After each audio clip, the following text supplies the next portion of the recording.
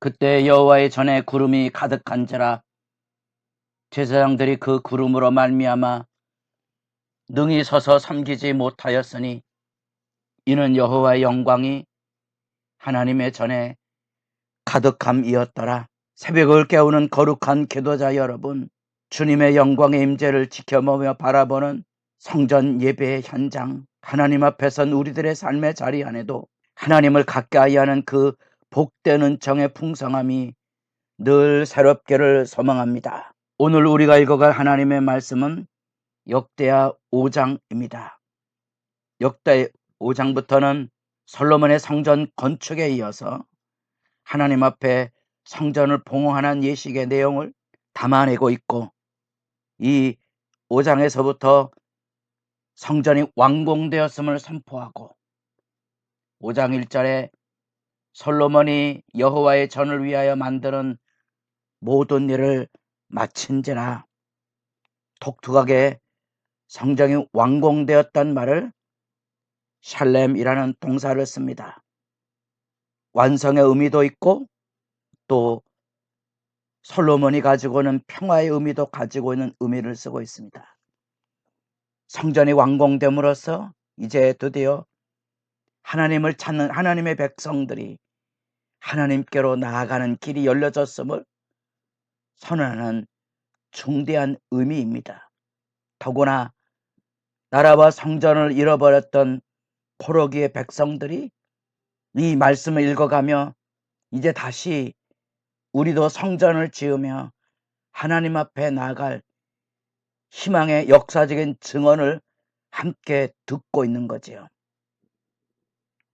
그리고 그 안에 하나님 앞에 드려진 그 헌물의 풍성함을 다시 기록하고 그것이 하나님의 은혜와 그 앞에 합당한 순종으로 드렸던 풍성함의 모습 그 자체입니다. 솔로몬이 그의 아버지 다윗이 드린 은과 금과 모든 기구를 가져다가 여호와의 전 곳간에 두었더라.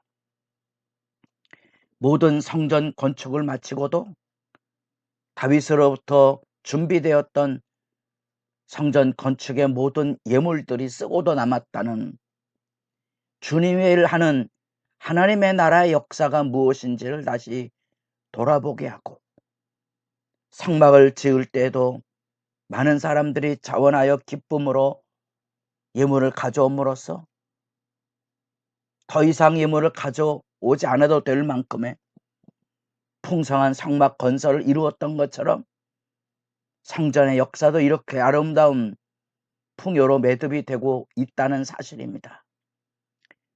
주님의 일은 하나님의 백성들이 기쁨과 자원으로 드려지는 아름다운 역사이기에 그건 언제나 모자람이 없는 풍요의 사건이고, 바로 그 풍요가 가져다 주고 있는 중요한 의미가 하나님의 나라의 특징이라는 거죠.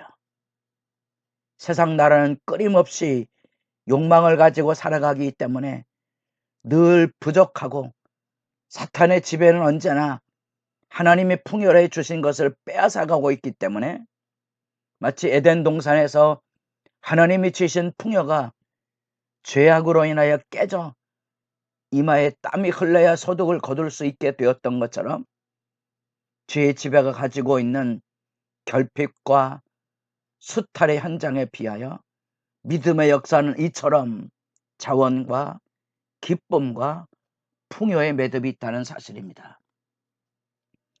드디어 성전 완공이 이루어지고 여호와의 언약궤를 성전 제자리에 좌정시키는 역사적인 사건이 여기 있습니다. 하나님은 사람이 만든 집에 물건에 계시는 잡신이 아닙니다.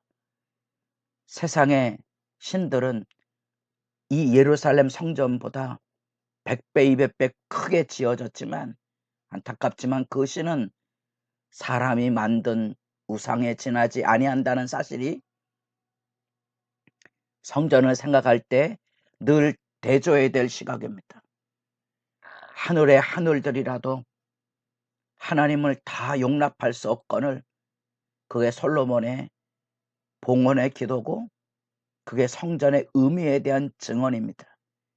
하나님은 여기 온 세상을 다스릴 때 하나님의 이름을 두시려고 그 가운데 계셨던 발등상에 지나지 아니한다는 것과 이 하나님의 임재가 이곳에 있다는 사실은 하나님의 백성이 누구인가?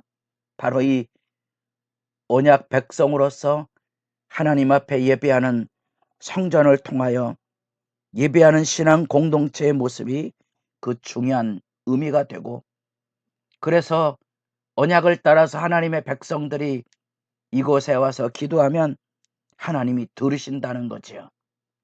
그 영광의 이야기가 있습니다.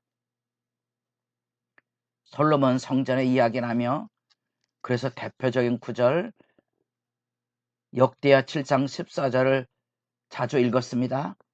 내 이름으로 일컫는 내 백성이 그들의 악한 길에서 떠나 스스로 낮추고 기도하여 내 얼굴을 찾으면 내가 하늘에서 듣고 그들의 죄를 사하고 그들의 땅을 고칠지라.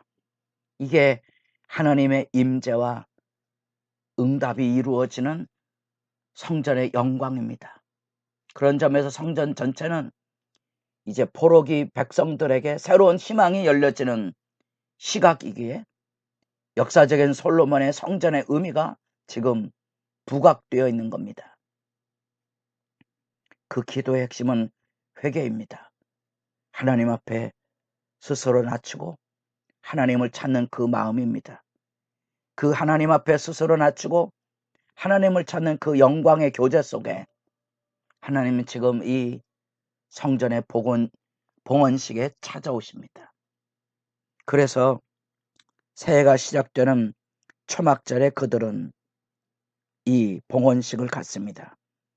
새해가 시작되는 의미도 있고 또 온 이스라엘이 동참해서 여기 나타난 그대로 백성의 지도자들, 이스라엘의 장로들, 족장들 다 모여서 하나님 앞에 봉헌의 영광에 참여하고 대제사장 어깨를 메어서 다윗이 범했던 실수를 다시 범하지 않도록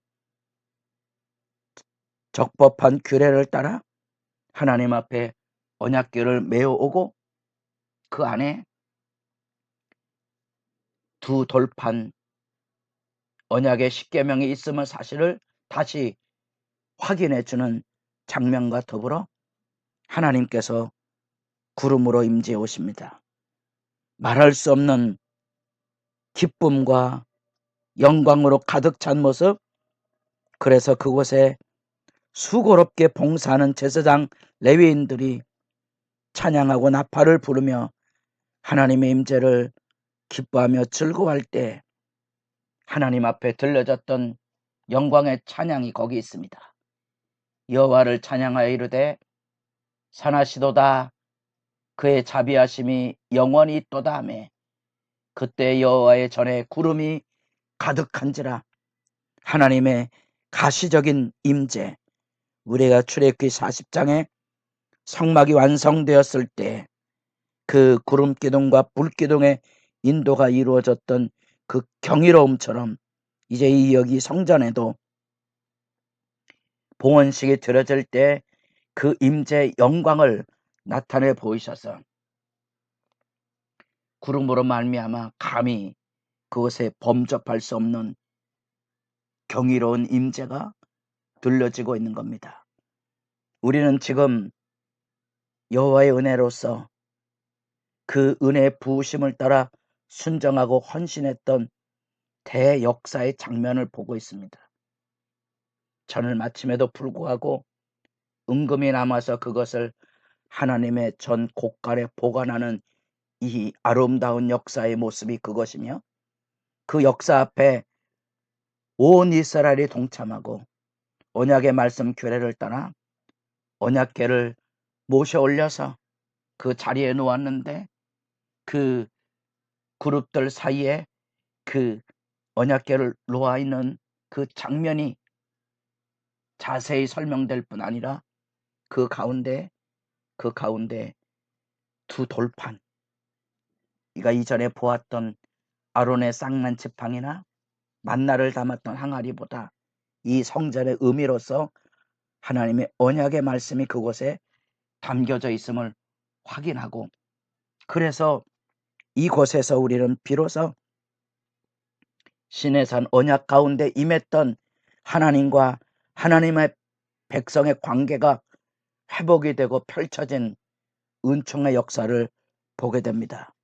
그리고 영광의 기쁨의 찬양이 들려집니다. 선하시도다 그의 자비하심이 영원히 있도다. 이 성전의 경이로움은 이후로도 하나님의 심판이 쏟아져야만 회복이 되는 영광의 경륜을 들었던 하박국도 이 기쁜 하나님의 은혜의 역사를 기대하고 송축했던 것이 깊은 울림이 되는 하늘 찬양입니다. 왜냐하면 심판으로 인하여 나라가 망할지라도 하나님의 기대를 잃지 않겠다는 결연한 의지가 하박국의 증언 속에 나타나 있기 때문에 그렇습니다. 새벽을 깨우는 기도자 여러분, 주님을 만나는 삶의 자리 안에 하나님의 그 임재의 영광과 은총의 부유함이 아침마다 그렇게 하나님을 만나는 영광으로 복되기를 바랍니다.